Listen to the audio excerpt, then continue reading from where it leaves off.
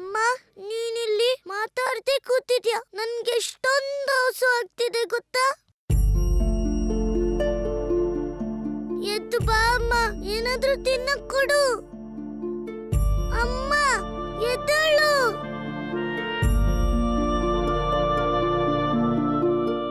ಈ ರೀತಿ ಮೊದಲನೇ ಸಲ ಆಗ್ತಿದೆ.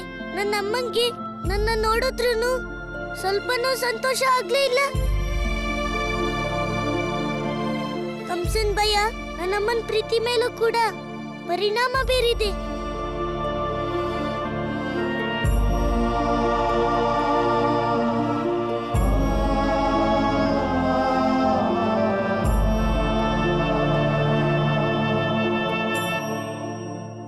ಇದೇನು ಕಡಲೆನಾ? ಅಮ್ಮ ನೀನ್ ಮರ್ತು ಬಿಟ್ಯಾ? ನಾನ್ ಕಡಲೆ ಬೆಲ್ಲ ಅಲ್ಲ, ಬೆಣ್ಣೆ ತಿಂತೀನಿ, ಬೆಣ್ಣೆ.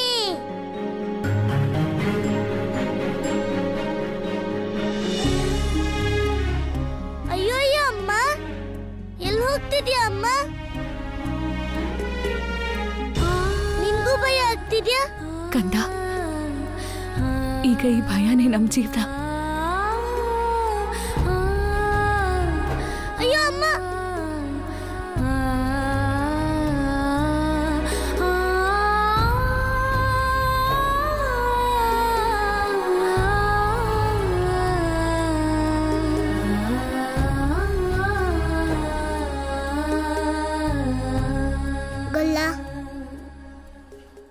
ನನ್ನಮ್ಮ ಅಪ್ಪನ ಸ್ಥಿತಿನೂ ಹೀಗೆ ಇದೆ. ವೃಂದಾವನದ ಜನ ಸಾವನ್ನ ಎಷ್ಟು ಹತ್ರದಿಂದ ನೋಡಿದಾರಂದ್ರೆ ಈಗ ಅವ್ರೊಳಗಿರೋ ಉತ್ಸಾಹನೇ ಬತ್ತೋಗಿದೆ. ನಾವೀಗ ಏನ್ ಮಾಡೋದು ಗೊಲ್ಲ? ಅವ್ರಿ ಭಯನ ನಾವ್ ಹೇಗ್ ದೂರ ಮಾಡೋಣ? ಈಗ ಭಯ ಪಡುತ್ತಾನೆ ಅವನು. ಎಲ್ಲರ ಭಯ ದೂರ ಮಾಡುವ ಭುಜ ಗೌತಮ. ಮತ್ತಿದು ನಿಮ್ಮಿಂದಾಗಿ ಸಾಧ್ಯವಾಯಿತು ಮಾವನವರೇ. ನಿಮ್ಮ ಕಾರಣದಿಂದ ಅರಿವಾಗಿದ್ದು ಆ ತಾತ ತಯ್ಯನ್ನೇ ಆ ಮೃತ್ಯು ಮಹಾಬಲ ಮಹಾಬುದ್ಧಿ ಪರಮ ವಿಷ್ಣುವಿನ ಪರಮಾವತಾರಿ ಎಂದು. ಆದರೆ ಅಳಿಯ, ಅವನಿನ್ನೂ ಸ್ಪಷ್ಟ ರೂಪದಿಂದ ಸ್ವೀಕಾರ ಮಾಡಿಲ್ಲ. ಅವನು ದೇವಕಿ ಮತ್ತು ವಸುದೇವನ ಪುತ್ರನೆಂದು. ಆ ವಂಚಕನ ಸ್ವಭಾವವೇ ಮೋಸವಾದಾಗ ಅವನು ಯಾರಿಗೆ ಏನನ್ನು ಸ್ಪಷ್ಟಪಡಿಸಬಲ್ಲ. ಆದರೆ ನನಗೆಲ್ಲವೂ ಸ್ಪಷ್ಟವಾಗಿದೆ. ಇವನು ಅದೇ ಬಾಲಕ. ಇವನಿಗಾಗಿ ಆಕಾಶವಾಣಿಯಾಗಿದ್ದು ಇವನು ಅವನೇ. ಇವನ ನಾಶಕ್ಕಾಗಿ ಅತೀತಕ್ಕೆ ಹೋಗುವಂತಾಯ್ತು. ಈಗ ಅವನನ್ನು ವರ್ತಮಾನದಲ್ಲೇ ಕೊಲ್ಲುತ್ತೇನೆ. ಅಳಿಯ, ಇವನು ವಿಷ್ಣುವಿನ ಅವತಾರಿ ಎಂಬ ಮಾತು ಸತ್ಯವಾಗಿದ್ದಲ್ಲಿ ನನಗೆ ಭಯವಿದೆ. ನೀನು ಎಂದಿಗೂ ಅವನ ಅಂತ್ಯ ಮಾಡಲಾಗುವುದಿಲ್ಲವೇನೋ?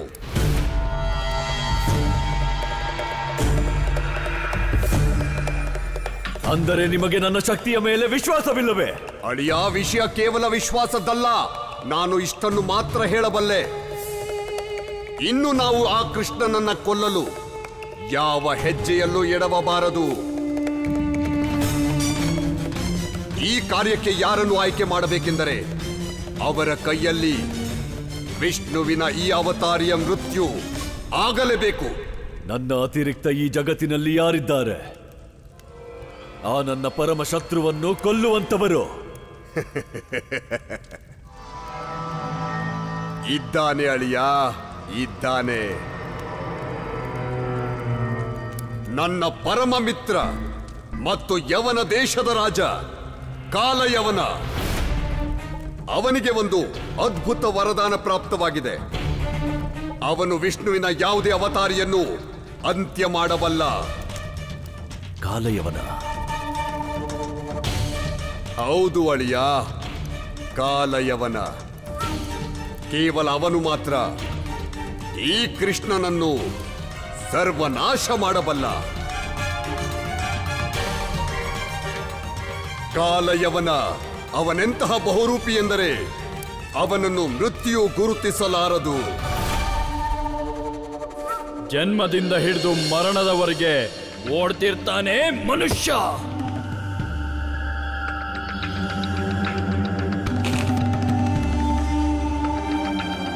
ಓಡ್ತಾ ಓಡ್ತಾನೆ ಉಸಿರು ನಿಲ್ಲಿಸ್ತಾನೆ ಮನುಷ್ಯ.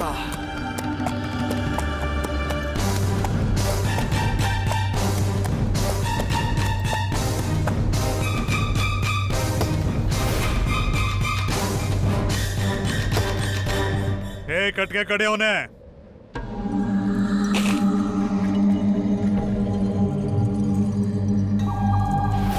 ಜನ್ಮವೇ ಮುಂಜಾನೆ, ಜೀವನವೇ ಅಪರಾಹ್ನ, ಸಂಜೆಯಾದರೆ ಸಾವು. ಈ 3-4 ದಿನದ ಬದುಕಿಗೆ ಮರುಳಾಗುತ್ತಾನೆ ಮನುಷ್ಯ.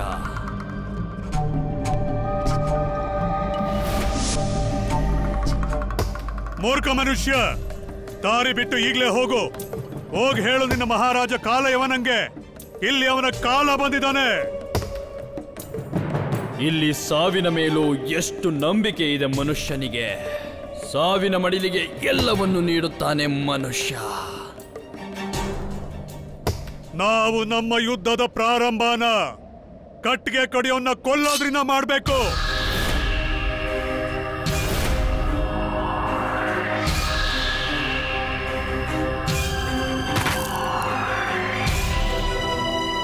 ಕೊಲೆ, ಸಾಯಿಸು. ಆಹಾ, ಎಂತ ಸುಂದರ ಜೀವನ. ಆದರೆ ಎಲ್ರಿಗೂ ಜೀವ ತೆಗಿಬೇಕು. ತಾವು ಬದುಕಲ್ಲ, ಬದುಕೋಕೋ ಬಿಡಲ್ಲ. ಏ ಮೂರ್ಖ, ಇದೇನ್ ಬಡ್ಬಡಿಸ್ತಿದ್ಯಾ ನೀನು? ನಿನಗೆ ಬೇಕಾಗಿರೋದಾದ್ರೂ ಏನು? ನನ್ಗ ಮಹಾರಾಜ, ಹಸ್ವಲ್ಲಿರೋ ನನಗೆ ಆಹಾರ ಸಿಗುತ್ತಾ? ಬೇಕಾದ್ರೆ ಈ ಕಟ್ಗೆನ ತಗೊಳ್ಳಿ ಮಹಾರಾಜ. ಏನ್ ಹೇಳ್ದೆ ನೀನು? ನೀನು ಹೀಗೆಲ್ಲ ಹೇಳಿದ್ರೆ ಕೇಳಲ್ಲ. ನಿನಗೆ ಈಗಲೇ ಬುದ್ಧಿ ಕಲಿಸ್ತೀನಿ.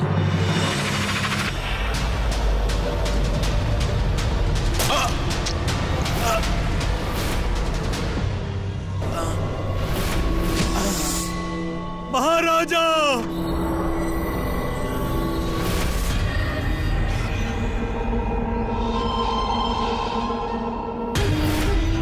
ಸೇನಾಪತಿ, ನಾನೇ ಆ ಕಾಲನಿಗೂ ಕಾಲ. ಕಾಲಯವನ ಕಾಲಯವನ ಕಾಲಯವನ ಬಂದ. ಓಡಿ ಓಡಿ ಓಡಿ.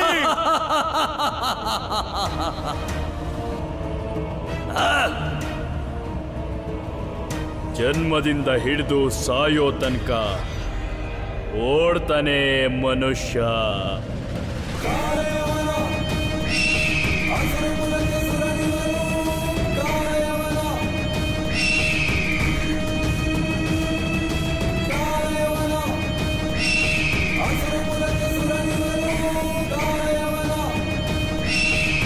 ವಿಷ್ಣುವಿನ ಅವತಾರ, ಅದು ವ್ರಜಮಂಡಲದಲ್ಲಿ.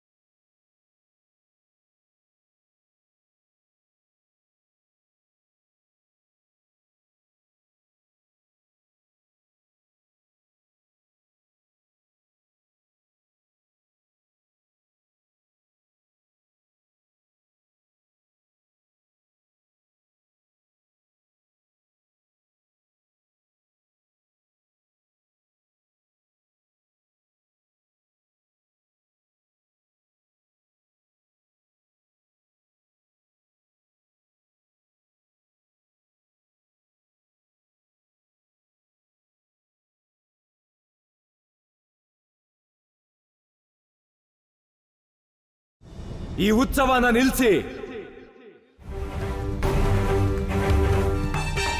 ಬೃಂದಾವನದಲ್ಲಿ ಸಂತೋಷಕ್ಕೆ ಯಾವ ಜಾಗನೂ ಇಲ್ಲ. ಯಾಕೆ ಗೊತ್ತಾ? ಯಾಕಂದ್ರೆ ಇಲ್ಲಿ ಕೇವಲ ಮೃತ್ಯುವಿನ ಭಯ ವಾಸ ಮಾಡ್ತಿದೆ. ಮೃತ್ಯುವಿನ ಭಯ. ಅಪ್ಪ, ನೀವು ಹೀಗೆ ಕೇಳ್ತಿದ್ದೀರಾ? ಭಯ ಪಡೋದು ಒಳ್ಳೆ ವಿಷಯ ಅಲ್ಲ. ಒಮ್ಮೆ ಭಯ ಆದ್ರೂ ಅದನ್ನ ನೀವು ಹೇಗಾದ್ರೂ ಓಡಿಸೋ ಪ್ರಯತ್ನ ಮಾಡ್ಬೇಕಾಗತ್ತೆ. ಈಗ ಇನ್ಯಾವ ಪ್ರಯತ್ನನೂ ಮಾಡೋ ಅಗತ್ಯ ಉಳ್ದಿಲ್ಲ ಕೃಷ್ಣ. ನಾವ್ ಹೇಗಿದೀವೋ ಹಾಗೆ ಸರಿಯಾಗಿದ್ದೀವಿ. ಅಪ್ಪ ಏನೂ ಸರಿಯಾಗಿಲ್ಲ. ಈಗ ಶ್ರಾವಣ ಮಾಸ ಬರ್ತಿದೆ, ಆದ್ರೆ ಯಾರ ಮುಖದಲ್ಲೂ ಕೂಡ ಉತ್ಸಾಹ ಮತ್ತೆ ಸ್ವಲ್ಪನೂ ಸಂತೋಷನೇ ಇಲ್ವಲ್ಲ. ನಮಗೆ ಸುಖ ಬೇಕಾಗಿಲ್ಲ ಕೃಷ್ಣ. ಯಾಕೆ ಅಂತ ಗೊತ್ತಾ? ಯಾಕೆ ಅಂದ್ರೆ ನಮ್ಮ ಜೀವನದಲ್ಲಿ ಕೇವಲ ದುಃಖ ಇದೆ. ನಾವು ದುಃಖದಲ್ಲಿದ್ರೇನೆ ಒಳ್ಳೇದು. ಅದಕ್ಕೆ ನಮ್ಮ ಭಯ ಮತ್ತೆ ದುಃಖನ ದೂರ ಮಾಡೋ ಪ್ರಯತ್ನನ ಮಾಡಬೇಡ. ಮತ್ತೆ ನೀವೆಲ್ಲ ಸರಿಯಾಗಿ ಕೇಳಿ, ಎಲ್ರೂ ನಿಮ್ ಮನೆಗೆ ಹೊರಡಿ. ಯಾಕಂದ್ರೆ ಆ ಕಂಸ ಯಾವ ರೀತಿ ಅಪಾಯನಾದ್ರೂ ತರಬಹುದು. ಹೇಳಿದ್ನಲ್ಲ, ನಡೀರಿ.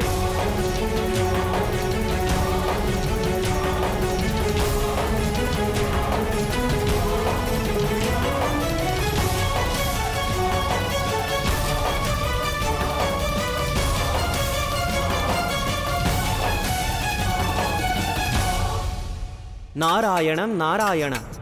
ಪ್ರಭು, ಕೃಷ್ಣನ ಈ ಎಲ್ಲ ಪ್ರಯತ್ನಗಳ ನಂತರವೂ ಬೃಂದಾವನವಾಸಿಗಳ ಮನಸ್ಸಿನಿಂದ ನಿರಾಸೆಯ ಭಾವ ಇನ್ನೂ ದೂರವಾಗಿಲ್ಲ ಪ್ರಭು. ದೇವರ್ಷಿ, ನಿರಾಸೆಯನ್ನು ಕೇವಲ ಉತ್ಸವದಿಂದಲೇ ದೂರ ಮಾಡಬಹುದು. ಆದ್ದರಿಂದ ಮನುಷ್ಯ ಸಮಾಜದಲ್ಲಿ ಸಮಯ ಸಮಯಕ್ಕೆ ವಿವಿಧ ಉತ್ಸವ ಮತ್ತು ಹಬ್ಬಗಳನ್ನು ಆಚರಿಸುವ ಪರಂಪರೆ ಇದೆ. ಆದರೆ ಪ್ರಭು, ಇದು ಯಾವ ಉತ್ಸವದ ಸಮಯವೂ ಅಲ್ಲ. ಹೀಗಿರುವಾಗ ನಂದಪುತ್ರ ಜನರ ನಿರಾಸೆಯನ್ನು ಯಾವ ರೀತಿ ದೂರ ಮಾಡುತ್ತಾನೆ ಪ್ರಭು?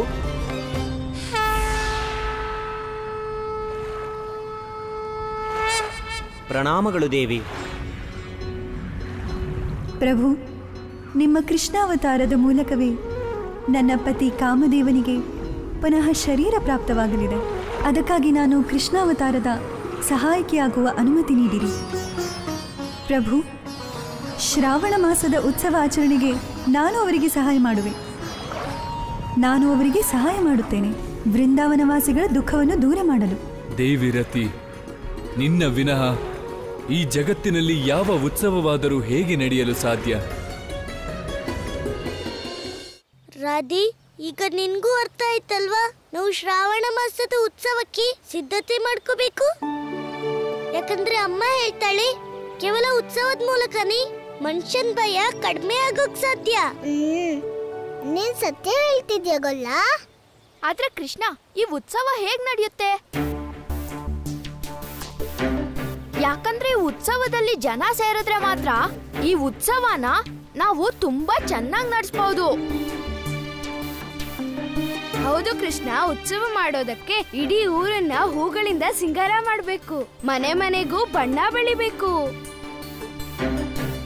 ನಾವೆಲ್ಲರೂ ಸೇರಿ ಶ್ರಾವಣ ಮಾಸದ ಉತ್ಸವ ಮಾಡೋದಿಕ್ಕೆ ಋತುರಾಜಂಗೂ ಕರೆಯೋಲೆ ನೀಡಬೇಕಾಗತ್ತೆ ಕೃಷ್ಣ. ಕೃಷ್ಣ, ಕೆಲ್ಸ ಎಷ್ಟೊಂದಿದೆ, ಆದ್ರೆ ನಾವಿಷ್ಟೇ ಜನ. ಹೀಗಾದ್ರೆ ಕೆಲ್ಸ ಹೇಗಾಗತ್ತೆ? ಗೆಳೆಯರಿ, ನನ್ನಮ್ಮ ಹೇಳ್ತಾಳೆ, ಒಂದು ಸಹಸ್ರಕೋಶದ ಯಾತ್ರೆನು ಕೇವಲ ಒಂದೊಂದು ಹೆಜ್ಜೆ ನಡೆಯೋದ್ರಿಂದಾನೇ ಆಗತ್ತೆ. ಅದಕ್ಕೆ ನಾವು ಭಗವಂತನ ಸ್ಮರಣೆ ಮಾಡಿ ನಮ್ ಕಾರ್ಯನ ಶುರು ಮಾಡ್ಬೇಕಾಗತ್ತೆ. ಉಳ್ದಿದ್ ಭಗವಂತನಿಚ್ಚಿ. ಕೃಷ್ಣ ನಿಜ ಹೇಳ್ತಿದ್ದಾನೆ. ಬನ್ನಿ ಗೆಳೆಯರೆ, ನಾವು ಶ್ರಾವಣ ಮಾಸದ ಉತ್ಸವಕ್ಕೆ ತಯಾರಿ ಮಾಡೋಣ. ನಡೀರಿ.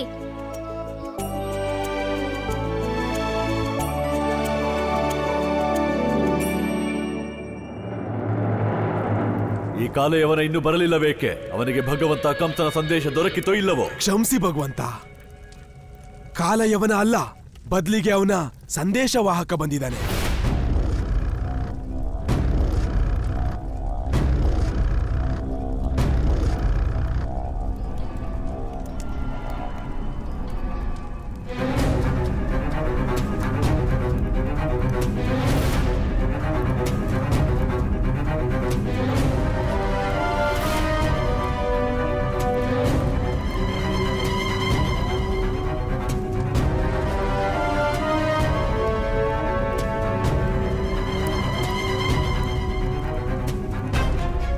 ಏನು ಸಂದೇಶ ಕಳಿಸಿದ್ದಾನೆ ನಿಮ್ಮ ಕಾಲಯವನ? ಕಾಲಯವನನಲ್ಲ, ಯವನ ದೇಶದ ಸಾಮ್ರಾಟ, ಬುದ್ಧಿ ವಿಶಾಲ, ಬಾಹು ವಿರಾಟ. ಅವನೇ ಕಾಲಕ್ಕೆ ಕಾಲ, ಜರಾಸಂಧ, ವಂಚಕ ವಿಷ್ಣು, ಕಂಸ ಮಹಾರಾಜನಿಗಿಂತ ವಿಶಾಲ. ಅವನೇ ಯವನ ದೇಶದ ಸಾಮ್ರಾಟ.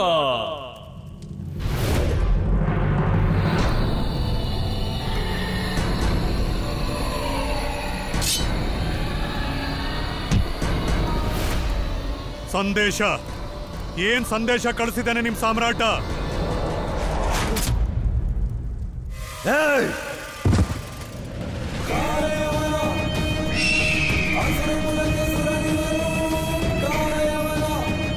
ಮೃತ್ಯು, ಇದೊಂದೇ ಸಂದೇಶ ಕಾಲಯವನದ್ದು.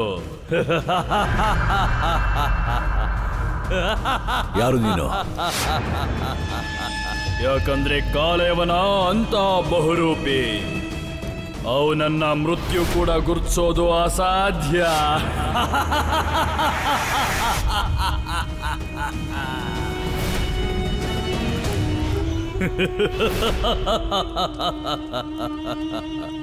ನಾನು ಯೋಚಿಸಿದ್ದಕ್ಕಿಂತಲೂ ಹೆಚ್ಚು ಹುಚ್ಚುತನ.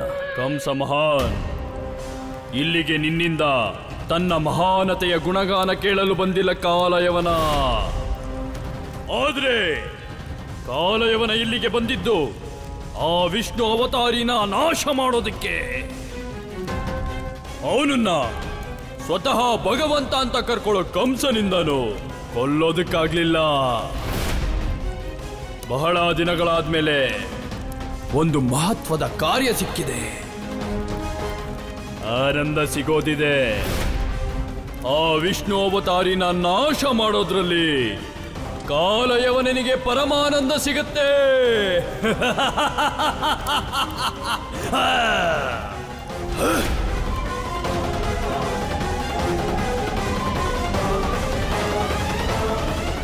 ಭಗವಂತ, ಭಗವಂತ, ಅವನು ಚಾಣೂರನ್ನೇ ಕೊಂದ ಭಗವಂತ.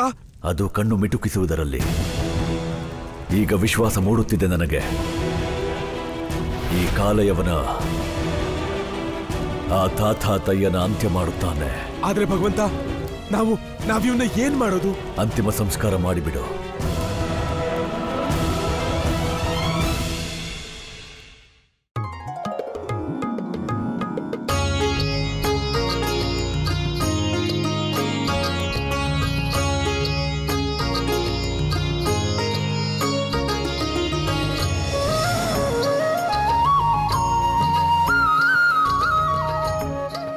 ಪ್ರಭು, ಮಹಾದೇವನ ವರದಾನದ ಅನುಸಾರ ನನ್ನ ಪತಿ ಕಾಮದೇವ ನಿಮ್ಮ ಪುತ್ರನ ರೂಪದಲ್ಲಿ ಪುನಃ ಶರೀರ ಧಾರಣೆ ಮಾಡಲಿದ್ದಾರೆ. ಇದು ನನ್ನ ಸೌಭಾಗ್ಯವಾಗಿದೆ. ನನಗೆ ನಿಮ್ಮ ಕಾರ್ಯದಲ್ಲಿ ಸಹಾಯ ಮಾಡುವ ಪರಮ ಸೌಭಾಗ್ಯ ದೊರೆತಿದೆ.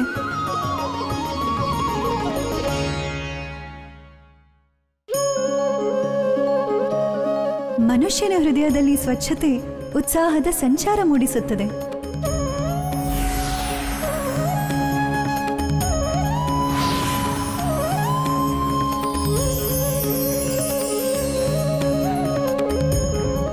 ಮನುಷ್ಯನ ಮನಸ್ಸಿನ ಬಹುದೊಡ್ಡ ಭಯಗಳು ಶೃಂಗಾರದಿಂದ ದೂರವಾಗುತ್ತವೆ.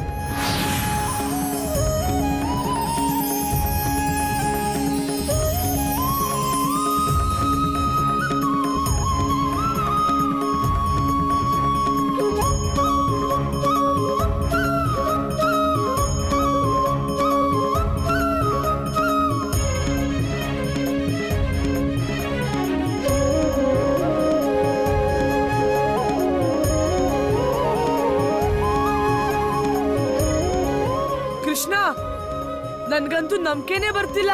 ಬರೀ ನಾವು ಮಕ್ಕಳೆಲ್ಲ ಸೇರಿ ಇಷ್ಟ ಕಡಿಮೆ ಸಮಯದಲ್ಲಿ ಸಿಂಗಾರ ಮಾಡುದ್ವಾ?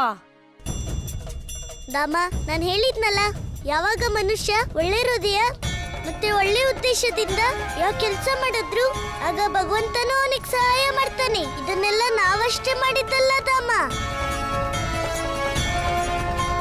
ಬದಲಿಗೆ ಭಗವಂತನು ನಮ್ಗೆ ಸಹಾಯ ಮಾಡಿದ್ದಾನೆ. ಇದು ಮನುಷ್ಯನ ನಿರಾಸೆಯನ್ನು ದೂರ ಮಾಡಿ ಅವರಲ್ಲಿ ಹೊಸ ಹುರುಪನ್ನು ತುಂಬುವ ಆನಂದ ಬಾಣ.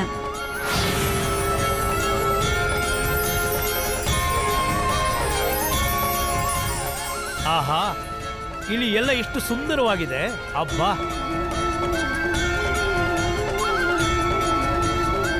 ತಾತ ಇಲ್ಲಿ ನೋಡಿ, ಈ ರಂಗೋಲಿನ ನಾನೇ ಹಾಕಿರೋದು.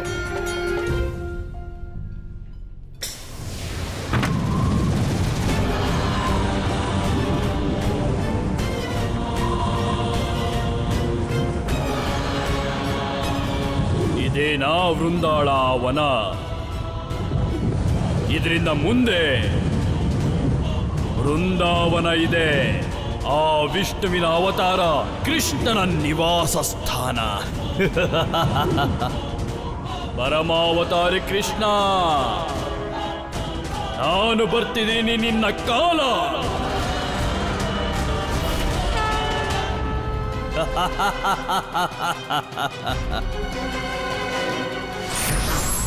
ಕಾಲಯವನ, ನಿನ್ನ ಅಧರ್ಮದ ನೆರಳು ನನ್ನ ಪ್ರಭುವಿನ ಪವಿತ್ರ ಭೂಮಿ ಮೇಲೆ ಯಾವತ್ತೂ ಬೀಳೋ ಹಾಗಿಲ್ಲ.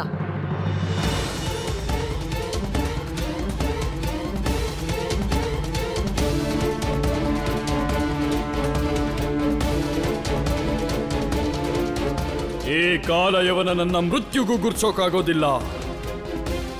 ಆದ್ರೆ ನನಗನ್ನಿಸ್ತಾ ಇದೆ ವಿಷ್ಣು ನನ್ನನ್ನ ಗುರುತಿಸ್ಬಿಟ್ಟ. ನಾನು ನೋಡ್ತೀನಿ ಆ ವಂಚಕ ವಿಷ್ಣು ನನ್ನ ದಾರಿಗೆ ಎಲ್ಲಿವರೆಗೂ ಅಡ್ಡ ಬರ್ತಾನೆ.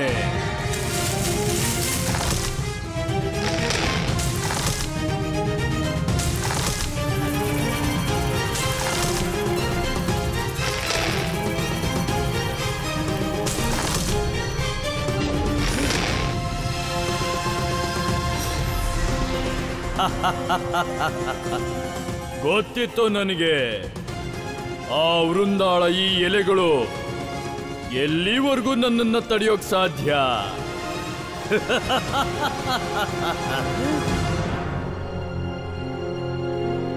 ಇದೇನು, ನಾನು ಮತ್ತೆ ಮೊದಲಿದ್ದಲ್ಲೇ ಬಂದಿದ್ದೀನಿ.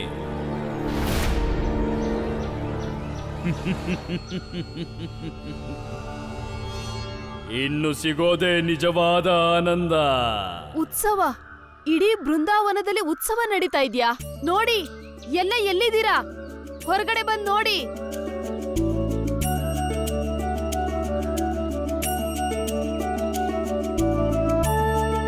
ಕೃಷ್ಣ, ಇದನ್ನೆಲ್ಲ ನೀನೇ ಮಾಡಿದ್ದ? ಇಲ್ಲ, ಉತ್ಸವನ ಯಾರು ಒಬ್ರೇ ಮಾಡಕ್ಕಾಗಲ್ಲ. ಇದನ್ನೆಲ್ಲ ನಾವೆಲ್ಲರೂ ಸೇರಿ ಮಾಡಿದ್ದು. ಕೃಷ್ಣ, ಇಡೀ ಬೃಂದಾವನಕ್ಕೆ ಶೃಂಗಾರ ಮಾಡಿ ನಮ್ಮೆಲ್ಲರೂ ಮನಸ್ಸಲ್ಲಿದ್ದ ಭಯ ಮತ್ತೆ ನೋವನ್ನ ದೂರ ಮಾಡಿದೀಯಾ. ಹೇಗನ್ನಿಸ್ತಿದೆ ಅಂದ್ರೆ ನಮ್ಮೆಲ್ರಿಗೂ ಮತ್ತೆ ಹೊಸ ಜೀವ ಬಂದಿರೋ ಹಾಗೆ. ಕೃಷ್ಣ, ಇದನ್ನೆಲ್ಲ ನೋಡ್ತಿದ್ರೆ ಬೃಂದಾವನದ ಕಣಕಣವು ಉತ್ಸವಕ್ಕೆ ಸಿದ್ಧವಾಗ್ತಿದೆ ಅನಿಸ್ತಿದೆ. ಅಜ್ಜಿ, ಶ್ರಾವಣ ಮಾಸ ಬಂದಾಯ್ತು, ಇನ್ನು ಉತ್ಸವನೂ ಆಗ್ಲೇಬೇಕಲ್ವಾ? ಶ್ರಾವಣ ಮಾಸದ ಉತ್ಸವ. ಆದ್ರೆ ಕೃಷ್ಣ, ಶ್ರಾವಣದ ಉತ್ಸವಕ್ಕೆ ಮೊದ್ಲು ಮಹಾವನಕ್ಕೆ ಹೋಗಿ ಋತುರಾಜನಿಗೆ ಕರೆಯೋಲೆ ನೀಡ್ಬೇಕಾಗತ್ತೆ. ಮತ್ತೆ ತಡ ಯಾಕೆ ಮಾಡೋದು? ನಾವೆಲ್ಲರೂ ಋತುರಾಜನ್ಗೆ ಕರೆಯೋಲೆ ನೀಡೋದಕ್ಕೆ ಮಹಾವನಕ್ಕೆ ಹೋಗೋಣ. ಮತ್ತೆ ಆಮೇಲೆ ವೃಂದಾವನದಲ್ಲಿ ಎಂತ ಉತ್ಸವ ಆಗತ್ತಂದ್ರೆ? ಆಮೇಲೆ ದುಃಖ, ಭಯ, ಚಿಂತೆ ಈ ವೃಂದಾವನದಲ್ಲಿ ಪ್ರವೇಶ ಮಾಡಕ್ಕಾಗಲ್ಲ.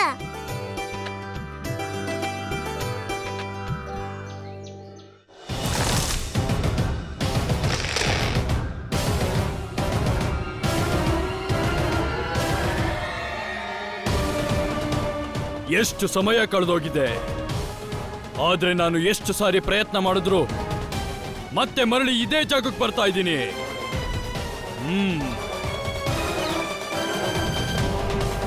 ಈ ಬಾರಿ ನಾನು ನನ್ನ ಶಕ್ತಿಯಿಂದ ಸಮಸ್ತ ವೃಂದಾವನವನ್ನೇ ಸುಟ್ಟು ಭಸ್ಮ ಮಾಡಿಬಿಡ್ತೀನಿ. ಕಾಲಯವನ,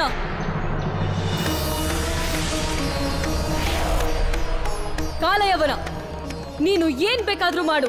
ನೀನು ನನ್ನ ಈ ಮಹಾವನ ದಾಟ್ಕೊಂಡು ಮುಂದೆ ಹೋಗ್ಬೇಕು ಅಂದ್ರೆ ನನ್ನ ಪ್ರಭುವಿನ ಇಚ್ಛೆ ಇರ್ಬೇಕು. ವಿಷ್ಣು ಭಕ್ತೆ ವೃಂದ, ನಿನ್ನ ಪ್ರಭುವಿಗೆ ನೀನಾಗಿರಬಹುದು ಅಧೀನ. ಆದ್ರೆ ನಾನು ಕಾಲಯವನ. ಈ ಕಾಲಯವನ ಯಾವತ್ತೂ ಯಾರಿಗೂ ಅಧೀನವಾಗೋದಿಲ್ಲ. ನಾನೇನೇ ಮಾಡಿದ್ರು ನನ್ನ ಇಚ್ಛೆ ಇದ್ದ ಹಾಗೆ.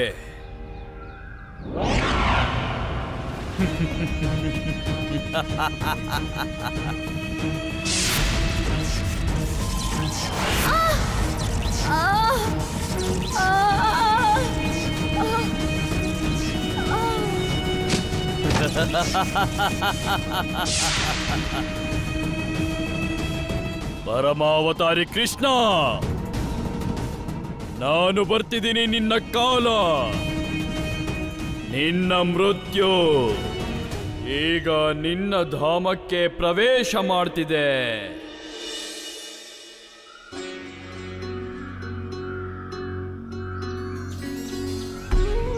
ಕೃಷ್ಣ, ನಾವಂತೂ ಜೀವದ ಆಸೆನೇ ಬಿಟ್ಟಿದ್ವಿ. ಆದ್ರೆ ನೀನೇ ನಮಗೆ ಪುನರ್ಜೀವನ ಕೊಟ್ಟೆ. ನಮ್ ಭಯನ ದೂರ ಮಾಡಿ ನೀನು ನಮ್ ಜೀವನಕ್ಕೆ ಹೊಸ ದಿಕ್ಕು ತೋರಿಸ್ದೆ. ಮೃತ್ಯುನ ಅಷ್ಟು ಹತ್ರದಿಂದ ನೋಡಿ ನಾವು ಜೀವನದ ಬಗ್ಗೆ ಆಸೆನೇ ಕಳ್ಕೊಂಡಿದ್ವಿ. ಆದ್ರೆ ನೀನ್ ನಮಗ್ ತೋರಿಸ್ಕೊಟ್ಟೆ, ಈ ಜೀವನದಲ್ಲಿ ಯಾವುದು ಶಾಶ್ವತ ಅಲ್ಲ, ದುಃಖ ಕೂಡ. ನಾನ್ ಕೇಳಿದ್ದೆ ವೃಂದಾವನ ವಾಸಿಗಳು ಉತ್ಸವ ಪ್ರೇಮಿಗಳಂತೆ. ಮಾತು ಮಾತಿಗೂ ಉತ್ಸವ ಮಾಡ್ತಾರೆ. ಸ್ವಲ್ಪ ನಾವು ನೋಡೋಣ ಅವರ ಉತ್ಸವನ. ಹಾಗಾಗಿ ಅಪ್ಪ, ಸುಖ ಇರ್ಲಿ ಅಥವಾ ದುಃಖ, ನಾವು ಜೀವನದಲ್ಲಿ ಸದಾ ಉತ್ಸವ ಮಾಡ್ತಿರ್ಲೇಬೇಕು.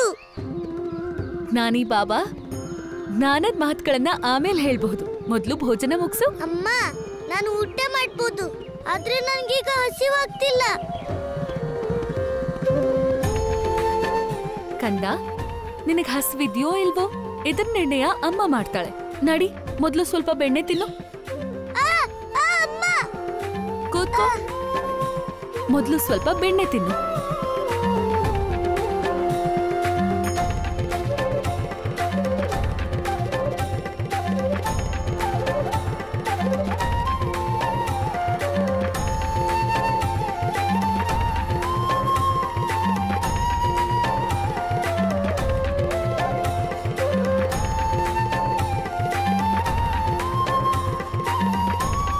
ಯಶೋದೆ, ನಿನ್ ಮುದ್ದಿನ ಕಂದ ಉತ್ಸವಕ್ಕೆ ತುಂಬಾ ಓಡಾಡಿದಾನೆ. ಇವನ್ಗೆ ನನ್ ಕಡೆಯಿಂದನೂ ಬೆಣ್ಣೆ ತಿನ್ಸು.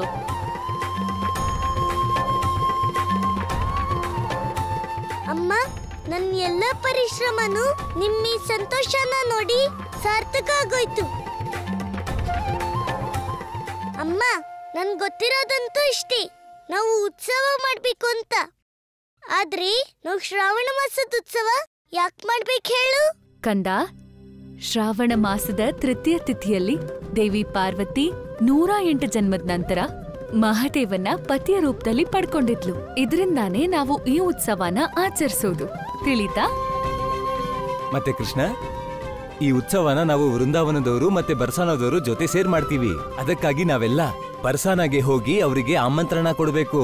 ಅಪ್ಪ, ಆಗ ಈ ಉತ್ಸವದ ಆನಂದ ಇನ್ನೂ ಹೆಚ್ಚಾಗುತ್ತಲ್ವಾ? ಅಪ್ಪ, ನೀವು ಮಹಾವನಕ್ಕೋಗಿ ಋತುರಾಜನ್ನ ಕರ್ಕೊಬರೋ ಸಿದ್ಧತೆ ಮಾಡಿ. ಅಲ್ಲಿವರೆಗೂ ನಾನು ರಾಧಿ ಬರ್ಸಾನಕ್ಕೋಗಿ ಎಲ್ರನ್ನೂ ಶ್ರಾವಣ ಮಾಸದ ಉತ್ಸವಕ್ಕೆ ಆಮಂತ್ರಣೆ ಕೊಡ್ತೀವಿ.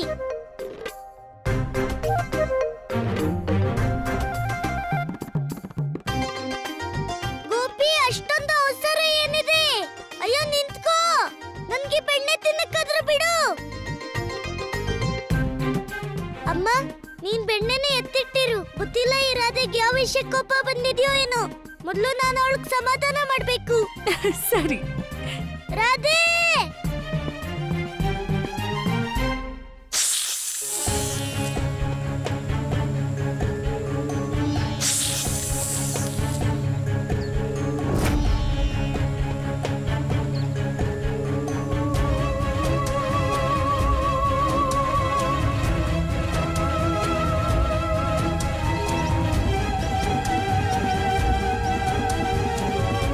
ಅಕ್ಕ, ನೀವು ಮತ್ತೆ ನಾಗಪೂಜೆ? ಆದರೆ ನಾಗನೆಂದರೆ ವಿಷ್ಣುವಿನ ಸಹಾಯಕ ಅಲ್ಲವೇ ಅಕ್ಕ? ಮತ್ತೆ ವಿಷ್ಣು ನಮ್ಮೆಲ್ಲರ ಶತ್ರು ತಾನೆ? ನೀವೇನು ಹೇಳುತ್ತಿದ್ದೀರಿ? ನಾವೇನು ಹೇಳಿದೆವು ಅಕ್ಕ, ಆದರೆ ನೀವೊಬ್ಬ ನಾಗಕನ್ಯೆ. ನಮಗಿರುವ ಭಯ ಒಂದೇ ಅಕ್ಕ, ನೀವು ಭಗವಂತ ಕಂಸನ ಮಹಲಿನಲ್ಲಿದ್ದು ಭಗವಂತ ಕಂಸನದಲ್ಲ, ಬದಲು ಸರ್ಪಕ್ಕೆ ಮತ್ತು ವಿಷ್ಣುವಿಗೆ ಸಹಾಯ ಮಾಡುವಿರಾ? ಅಸ್ತಿ ಅಕ್ಕ, ನಾವು ನಿಮಗೆ ಸಹಾಯ ಮಾಡಲು ಪ್ರಯತ್ನ ಮಾಡುತ್ತಿದ್ದೆವು. ಮತ್ತೆ ಅಕ್ಕ, ನಿಮಗೆ ನಮ್ಮ ಮಾತು ತಪ್ಪೆನಿಸಿದರೆ ನಮ್ಮನ್ನು ಕ್ಷಮಿಸಿ ಬಿಡಿ ಅಕ್ಕ. ನಮಗೆ ಅಪ್ಪಣೆ ನೀಡಿ ಅಕ್ಕ. ನೀವು ನಿಮ್ಮ ಕ್ಷೇಮ ನೋಡಿಕೊಳ್ಳಿ.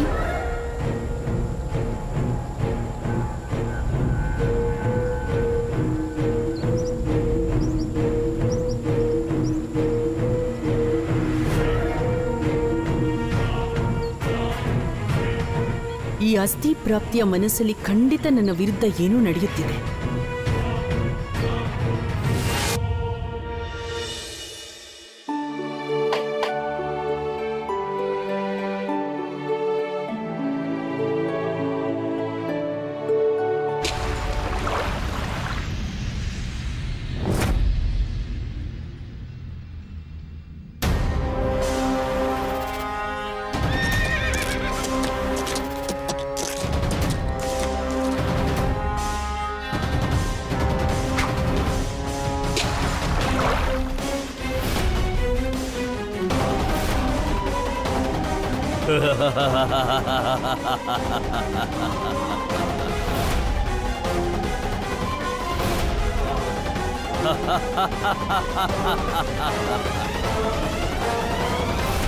ಕೇಳಿದ್ದೀನಿ, ಹೀಗೆ ಮಡಕೆಗಳನ್ನ ಒಡಿತಾನೆ ಆ ಕೃಷ್ಣ. ಪ್ರಲಬ್ಧ, ಹೆಸರೇನ್ ಹೇಳಿದ್ದ ಕಂಸ ಹುಡುಗಂದು? ಆ ಹುಡುಗನ ಹೆಸರು ಕೃಷ್ಣ ಅಂತ. ಮಡ್ಕೆ ಒಡಿಯೋ ಕೃಷ್ಣ.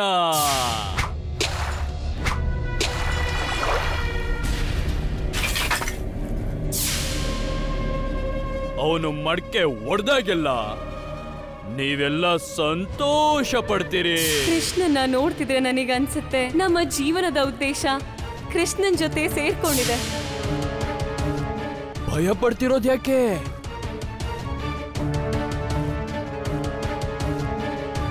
ಅರೆ, ಮಡ್ಕೆ ಒಡ್ದಿದೆ, ಆನಂದ ಪಡ್ಬೇಕು.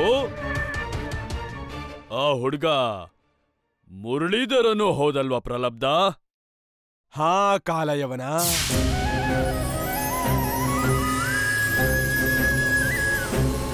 ಇದ್ನು ಕೇಳಿದೀನಿ, ಅವನು ಮುರಳಿ ನುಡಿಸ್ದಾಗೆಲ್ಲ ಈ ಇಡೀ ವೃಂದಾವನ ಹುಚ್ಚಾಗ್ಬಿಡುತ್ತೆ ಅಂತ. ಅಜ್ಜಿ,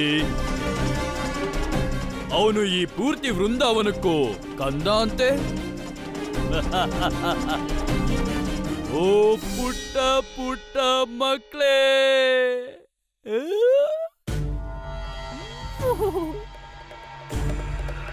ಅವನು ಸಖರಿಗೆ ಸಖನೂ ಹೌದು ಅಲ್ವಾ? ಹೇಳಿ, ಎಲ್ಲಿದ್ದಾನೆ ಆ ಬೆಣ್ಣೆ ಕಳ್ಳ? ಮಡಿಕೆ ಹೊಡಿಯೋನು, ಎಲ್ಲರ ಸಖ ಕೃಷ್ಣ ಎಲ್ಲಿದ್ದಾನೆ? ಹೇಳಿ, ಹೇಳು.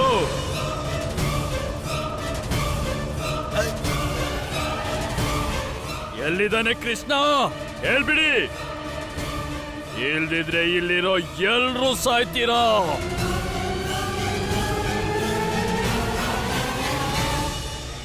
ಅಯ್ಯೋ ರಾಧಿ, ನೀನ್ ಇಷ್ಟು ವೀಕವಾಗಿ ಹೋಗ್ತೀಯ, ಸ್ವಲ್ಪ ನಿಂತ್ಕೋಬೋದಲ್ವಾ ರಾಧಿ? ಹೇಳು, ಏನಾಯ್ತು?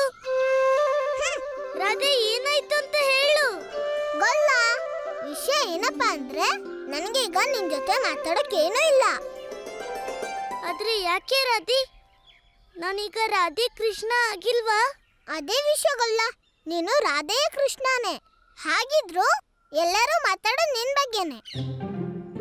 ಎಲ್ಲರೂ ಕೂಡ ನಿನ್ನೆ ಹೊಗಳ್ತಾರೆ. ಅದಕ್ಕೆ ಈಗ ನಾನು ನಿರ್ಧಾರ ಮಾಡಿದ್ದೀನಿ, ನಾನಿನ್ಮೇಲೆ ನಿನ್ ವೃಂದಾವನದಲ್ಲಿ ಇರಲ್ಲ. ನಾನು ಬರ್ಸಾನಕ್ಕೆ ಹೋಗ್ತೀನಿ. ಬರ್ಸಾನ. ರಾಧೆ, ನೀನ್ ಹೋಗ್ಲೇಬೇಕಾದ್ರೆ ನೀನ್ ಖಂಡಿತ ಹೋಗು. ಆದ್ರೆ ಈಗ ಉತ್ಸವ ಇದೆ. ಬೇಕು ಅಂದ್ರೆ ಮೊದ್ಲು ಈ ಶ್ರಾವಣ ಮಾಸದ ಉತ್ಸವನಾದ್ರೂ ಕಳೀಲಿ ಇರು. ಗೊಲ್ಲ, ಇನ್ನಾನು ನಿಮ್ ವೃಂದಾವನಕ್ಕೂ ಬರಲ್ಲ, ಅಲ್ದೆ ನಿಮ್ ಯಾವ ಉತ್ಸವಕ್ಕೂ ಇರೋದಿಲ್ಲ ನಾನು.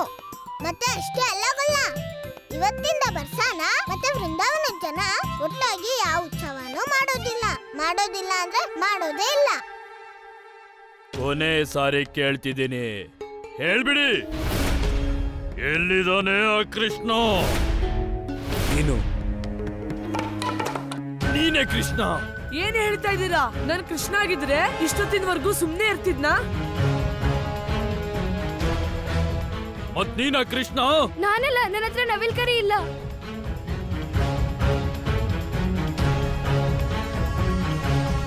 ಮುರಳೀಧರ ಮತ್ತೆ ನವಿಲ್ ಗರಿ. ಹಾಗಾದ್ರೆ ನೀನ್ ಹೇಳು, ಎಲ್ಲಿದ್ದಾನೆ ಕೃಷ್ಣ? ಇಲ್ಲ, ನಂಗೆ ಗೊತ್ತಿಲ್ಲ.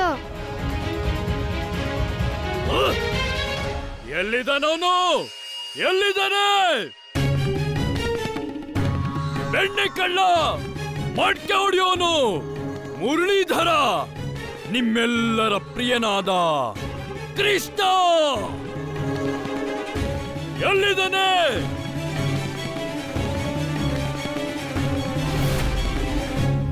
ಏನ್ ಬೇಕು? ಯಾಕೆ ಕೃಷ್ಣನ್ ಹುಡುಕ್ತಿದ್ಯಾ? ಇವರೇ ನೋಡಿ ಕೃಷ್ಣನಪ್ಪ.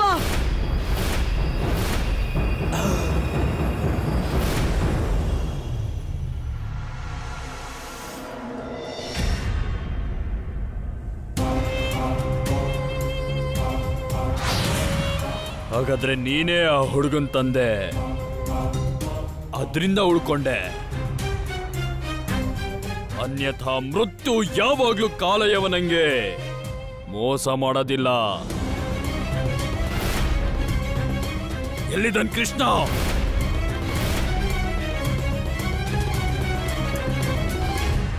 ರಾಧಿ, ಆದ್ರೆ ನೀನ್ ಮೊದ್ಲು ಇದನ್ನಾದ್ರೆ ಹೇಳು, ನಿನ್ಗೆ ಬೇಕಾಗಿರೋದೇನು? ನಾನ್ ಬಯಸೋದ್ರಿಂದ ಏನಾಗತ್ತೆ ಗೊಲ್ಲ? ನಾನ್ ಆಸೆ ಪಟ್ಟಿದ್ದೆಲ್ಲ ನೀನ್ ನನ್ಗೆ ಕೊಟ್ಬಿಡ್ತ್ಯಾ? ರಾಧಿ, ನೀನು ಒಂದ್ಸಲ ನನ್ನ ಕೇಳಿ ನೋಡು. ಸರಿ ಗೊಲ್ಲ, ನಿನ್ಗೇನಾದ್ರೂ ನಿಜವಾಗ್ಲೂ ನನ್ಗೇನಾದ್ರೂ ಕೊಡ್ಬೇಕಂತಿದ್ರೆ ನಂಗೊಂದು ವಚನ ಕೊಡು. ವಚನ?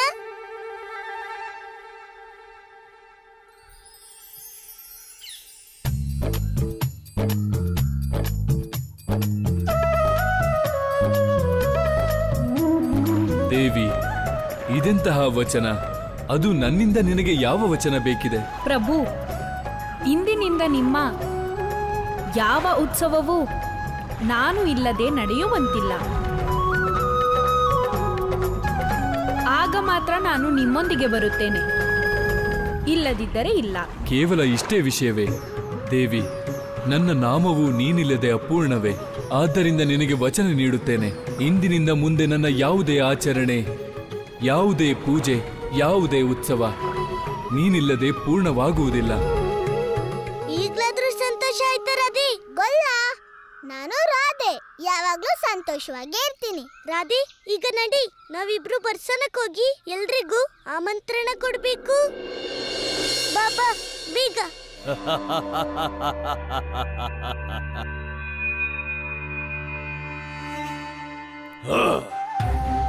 ಕಾಲಯವನಿಗೆ ಯಾವತ್ತೂ ಮೃತ್ಯುನು ಮೋಸ ಮಾಡೋದಿಲ್ಲ. ನನ್ಗೆ ಯಾವಾಗ ಬೇಕೋ, ಎಲ್ ಬೇಕೋ, ಯಾರಿಗ್ ಬೇಕೋ ಅವ್ರಿಗೆ ಮೃತ್ಯು ಬರಲೇಬೇಕು. ಈಗ ಹೇಳು ನಂದ, ನನ್ಗೆ ಮೋಸ ಮಾಡಕ್ ಹೋಗ್ಬೇಡ. ಬೇಗ ಬೇಗ ಹೇಳ್ಬಿಡು, ಎಲ್ಲಿದ್ದಾನೆ ನಿನ್ ಮಗ? ನಾನು ನಿನ್ ಮಗನ್ನ ಹಿಡ್ಕೊಂಡು ಹೋಗ್ತೀನಿ. ಆಗ್ಲೇ ಕಂಸ ಅವನ ಹತ್ಯೆ ಮಾಡೋಕ್ ಸಾಧ್ಯ.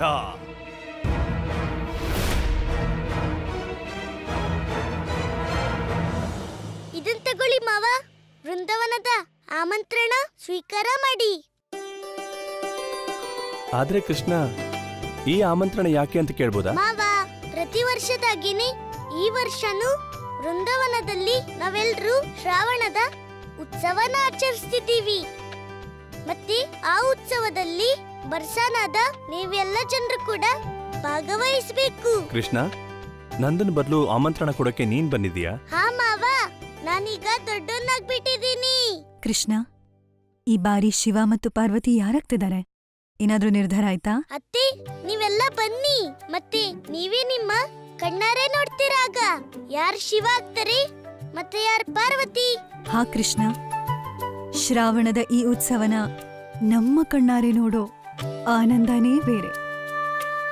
ಕೊನೆಗೆ ಶಿವ ಪಾರ್ವತಿನ ಒಟ್ಟಾಗಿ ನೋಡಿದಾಗ ಹೇಗನ್ಸುತ್ತೆ ಅಂದ್ರೆ, ಈ ಜಗತ್ತಿನ ಪ್ರತಿ ಸ್ತ್ರೀಗೂ ಅವಳ ಪತಿ ಸಿಕ್ಕದ ಹಾಗೆ. ಇದೆಲ್ಲ ನಿಜನಾ ಅಮ್ಮ? ಶಿವ ಮತ್ತು ಪಾರ್ವತಿಯ ಕತೆ ಕೇಳಿದ್ಮೇಲೆ ನನಗೂ ನನ್ನ ಪತಿ ಸಿಗ್ತಾನಾ? ಈಗ ನಿಮ್ಮ ಮಗಳಿಗೆ ನೀವೇ ಉತ್ತರ ಕೊಡಿ. ಮಗಳೇ, ನೀನ್ ಮೊದಲು ಇದನ್ನ ನಿರ್ಧಾರ ಮಾಡ್ಬೇಕಲ್ವಾ? ನಿನ್ ಪತಿ ಯಾರು ಅಂತ ರಾಧೆ, ನಿನ್ ಪತಿ ವಿಷಯನ ನೀನು ಆಮೇಲೆ ಯೋಚನೆ ಮಾಡು. ಈಗ ಬಾ, ಇನ್ನು ನಮ್ಗೆ ತುಂಬಾ ಕೆಲಸ ಉಳಿದಿದೆ. ನಡಿ. ಇಬ್ರು ಎಷ್ಟು ಸುಂದರವಾಗಿ ಕಾಣ್ತಾರೆ. ಸಾಕ್ಷಾತ್ ಶಿವಪಾರ್ವತಿ ತರ. ಅದ್ಭುತ ಮತ್ತೆ ಅನನ್ಯ ಜೋಡಿ. ನನಗೆ ಅರ್ಥನೇ ಆಗ್ತಿಲ್ಲ. ಕಂಸನಿಗೆ ನನ್ನ ಮಗನ ಮೇಲೆ ಯಾವ ಶತ್ರುತ್ವ ಇದೆ? ಶತ್ರುತ್ವ ಕಂಸಂದಲ್ಲ, ಅದು ನಿಂದು. ನಿನ್ನ ಮಗನೇ ಪ್ರಾರಂಭ ಮಾಡಿದ್ದು. ಕಂಸನ ಮೃತ್ಯುವಿನ ಆಕಾಶವಾಣಿ ಮಾಡಿ ಆ ವಂಚಕ ವಿಷ್ಣು ಪ್ರಾರಂಭ ಮಾಡಿರೋ ಶತ್ರುತ್ವ. ಆದ್ರೆ ಆಕಾಶವಾಣಿಗೂ ನಮ್ಮ ಕಂದನಿಗೂ ಏನ್ ಸಂಬಂಧ? ಇದೆ ಸಂಬಂಧ ಇದೆ ಅಮ್ಮ, ಬಹಳ ಆಳವಾದ ಸಂಬಂಧ ಇದೆ. ಯಾಕಂದ್ರೆ ಕೃಷ್ಣನೇ ಆ ಬಾಲಕ, ಅವನಿಗಾಗಿನೇ ಆ ಆಕಾಶವಾಣಿ ಆಗಿದ್ದು. ಕೃಷ್ಣನೇ ವಸುದೇವ ಮತ್ತೆ ದೇವಕಿಯ 8ನೇ ಸಂತಾನ.